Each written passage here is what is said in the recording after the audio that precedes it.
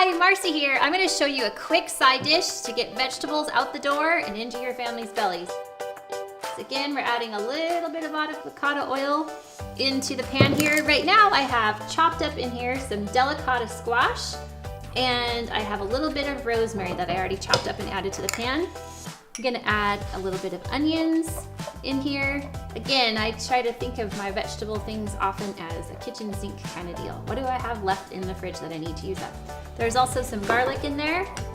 I have my pre-chopped vegetables that our family does again. So I'm gonna chop in some purple cabbage. There's some red peppers. Just throw in some different colors. I've got some bok choy in there, a little bit of broccoli. I'm gonna let those cook for just a minute on the stove so that they soften. One of the tricks that I've learned with vegetables is some people will say, well, my kids don't like vegetables. And my answer to that is more than likely you haven't tried them enough. We have a thing that's called food neophobia, which means fear of new foods. Usually takes between 7 and 10 exposures to a new food for people to like it.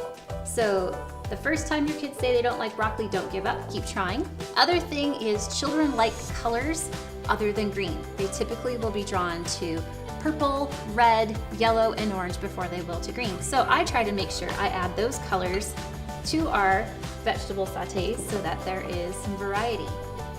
So it's as simple as adding these in. Then at the end, I'm gonna add in some fresh herbs. I have some basil here, and just chop it up. You can use dried also if you don't have fresh, it's not a big deal. Sprinkle those on top. And then you can season with what you like. How do you make this different each time so it's not the same dish? I start off with some sea salt, but then you can personalize things. You can add turmeric to it. You can add cumin. You could add a little bit of cloves. You could add different things to give it a different flavor and to make it an entirely different dish each time. It's a little bit of black pepper. You can squeeze a lime on top and give it, again, a new flavor, something different. You could put even a little bit of barbecue sauce in there, a tablespoon, and stir it around. Do what works for your palate, but make it different each time so you don't get bored with your vegetables. You have to use the same thing. Pick different veggies, whatever you have, toss them in. Great side dish for your family to go with your meal.